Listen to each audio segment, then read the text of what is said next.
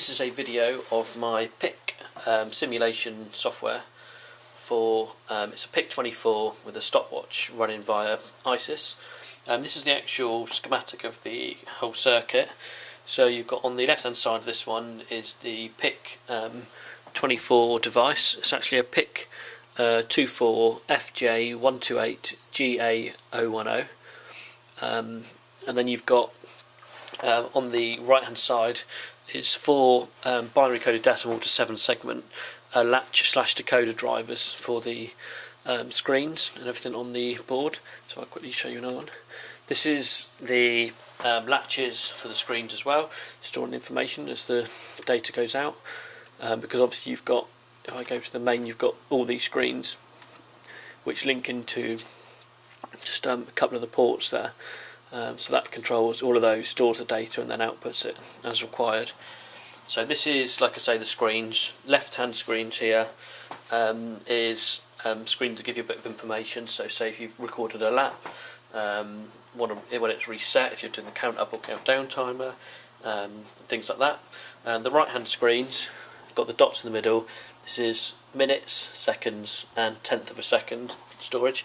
And you've got 4 buttons on the top: start and stop, split, count up and count down, and reset.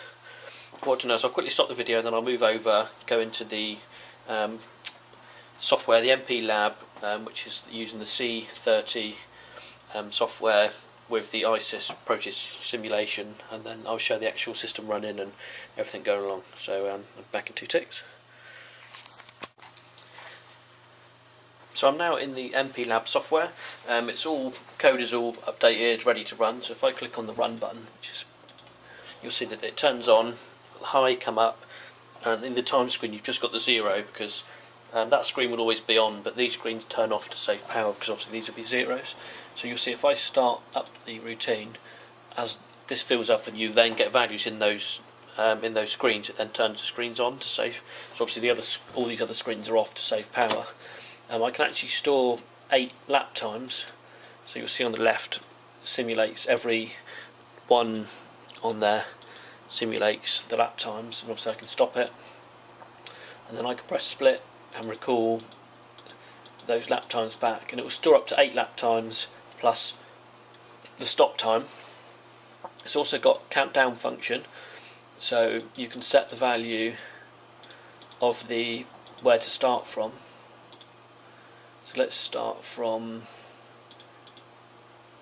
29, just under 30 seconds, and you'll see, so as I flash that, that's then set. This screen's turned off because it knows that that's a 0, so it won't display it. So if I run it, so this will obviously take about 30 seconds, and I can do lap times on the countdown, so 8 laps there, and you'll see when this gets to 0, or once it gets to 10 seconds, it should then turn this screen off just to show the 9 seconds, let's say, for the power saving. So within a few minutes, and you'll see that the values for the numbers is simulated by the red and blue dots above the screen. These ones down here is for the lines across the middle and things, which obviously aren't being required here. So you'll see in a minute it will get down to 0 and ends, so it tells you that it's ended automatically. I can then recall back those lap times throughout, and the stop time is obviously 0, what it ended on. Anytime while it's stopped, I can press reset and it goes back to default count up mode, but you'll see that reset is disabled whilst it's running to avoid any problems. Obviously the system being reset when it doesn't want to be, and this is disabled as well. The only buttons will actually function is the split and the start stop, and I can actually, so only when I press split, as you'll see, will it actually stop the program. So if I start up, split it, I can stop it, start it again, split it, stop it again, start it again. So every time I split, it's adding a value on there. And then, but only when I press, while it's stopped, if I press split, is when it will then recall the values back, and then when you start again, it will count up from 0. So that's a brief overview of it. Any questions, please ask.